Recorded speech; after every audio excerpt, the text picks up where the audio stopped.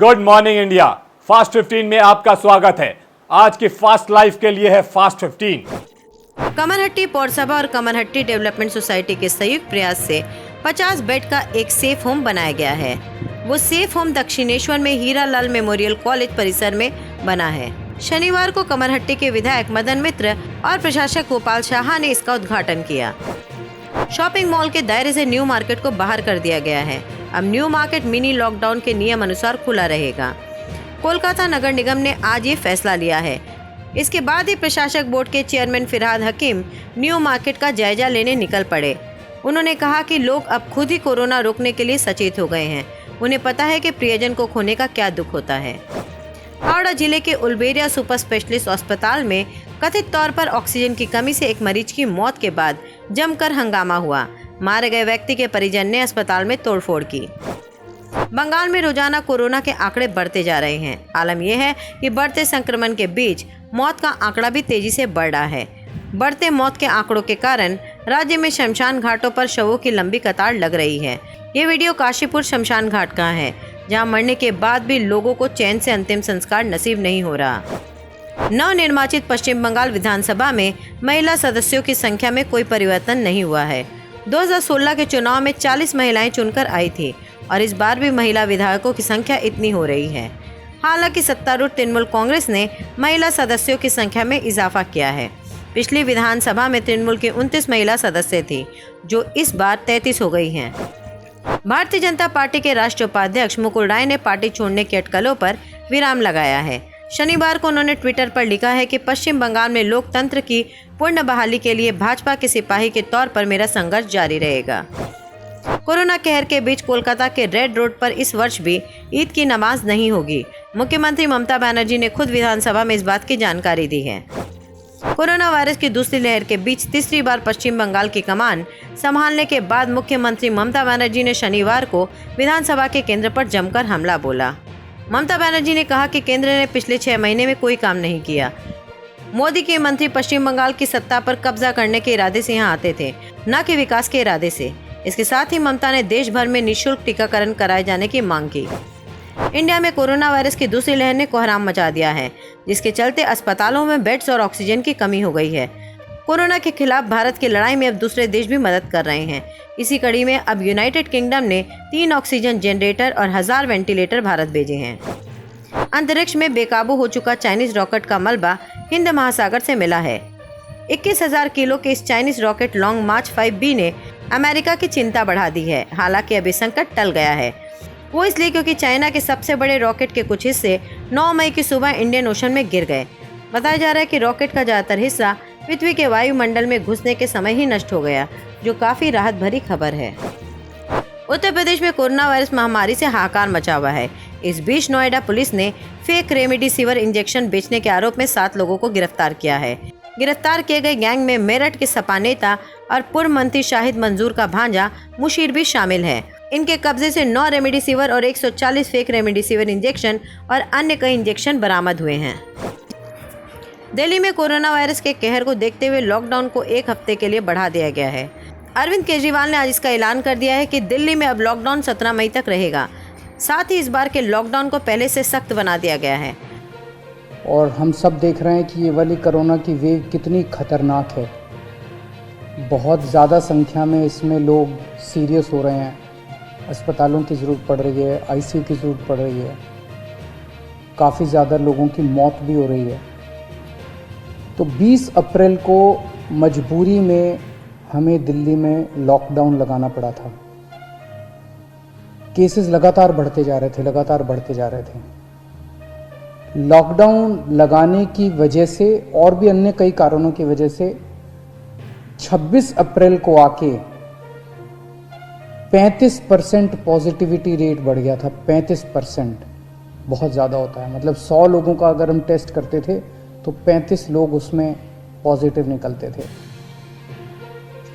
26 अप्रैल के बाद से चूँकि लॉकडाउन लगाया था, एक तरह से थोड़ी सी चेन टूटनी चालू हुई थी इसकी कोरोना की। 26 अप्रैल के बाद से धीरे धीरे केसेस कम होने चालू हुए। और अब पिछले 1-2 दिन के अंदर 23%, 35% से 23% पॉजिटिविटी रेशियो आ गया है। तो केसेस कम होने चालू हुए हैं दिल्ली के अंदर। इसमें आप सब लोगों का बहुत ज़्यादा सहयोग रहा। दिल्ली के लोगों ने जम के सहयोग किया। आप लोगों ने लॉकडाउन का पूरी तरह से पालन किया और ये हम सब लोगों की, अपने परिवार की ज़िंदगी और उनके स्वास्थ्य की बात है। हम किसी पे, कोई भी किसी पे एहसान नहीं करा। हम सब के अपने लोगों के स्वास्थ्य की और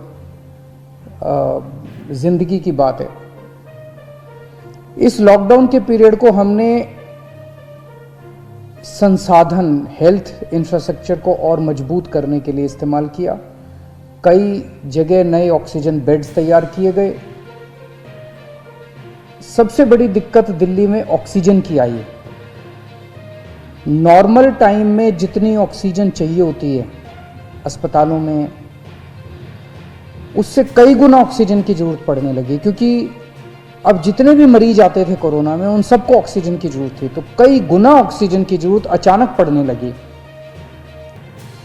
पिछले कुछ दिनों में केंद्र सरकार के साथ मिलके और हाई कोर्ट और सुप्रीम कोर्ट के आदेशों से, केंद्र सरकार के सहयोग से अब ऑक्सीजन की स्थिति दिल्ली के अंदर काफ़ी सुधरी है पिछले कुछ दिनों में।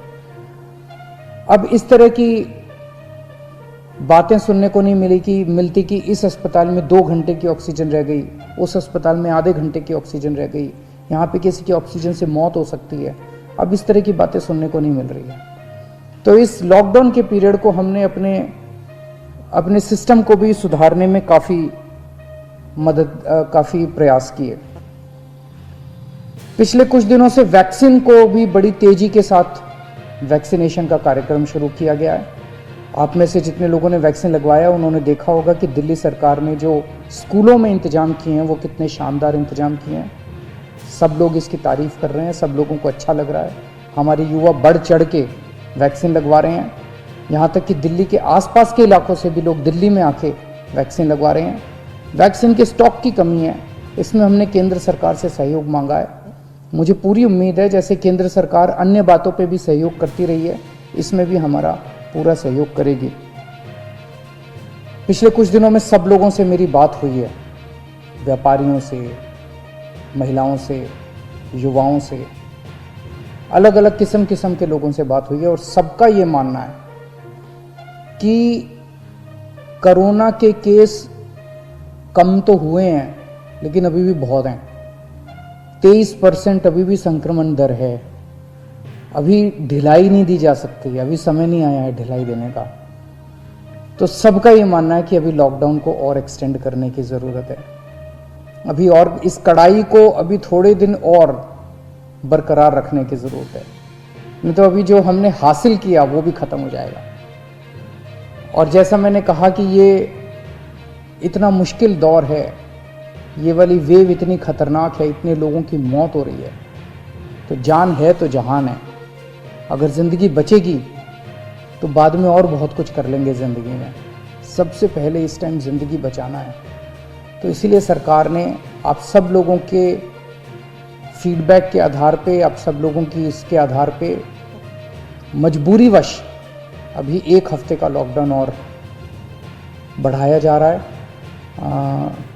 कल सुबह 5 बजे ये लॉकडाउन ख़त्म होना था, लेकिन अब ये अगले सोमवार को 5 बजे तक के, सुबह 5 बजे तक के लिए बढ़ाया जा रहा है और इस बार थोड़ा सा और सख्त किया जा रहा है। कल से दिल्ली के अंदर मेट्रो भी चलना बंद हो जाएंगी।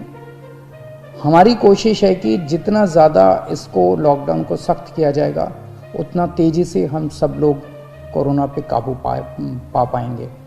मेरी आप सबसे निवेदन है, जिस तरह से अभी तक आप लोगों ने सरकार का साथ दिया, जिस तरह से अभी तक आप लोगों ने पूरा लॉकडाउन का पालन किया, इसी तरह से आने वाले समय में भी आप सब लोग लॉकडाउन का पालन करें। चेन्नई सुपर किंग्स ने कोरोना महामारी के संकट काल में सरकार की और मदद के लिए हाथ बढ़ाया है।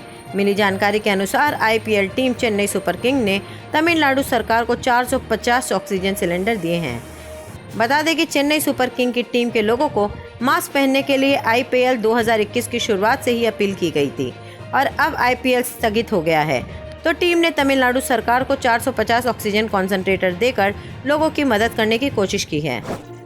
राज्य में कोरोना से हाहाकार मचा हुआ है। अब यूपी की योगी गवर्नमेंट ने राज्य में लॉकडाउन की अवधि बढ़ा दी है। बता दें कि उत्तर प्रदेश में कोरोना वायरस संक्रमण को काबू पाने के लिए 30 अप्रैल से लागू कर्फ्यू की अवधि अब 17 मई सुबह 7 बजे तक बढ़ा दी गई है।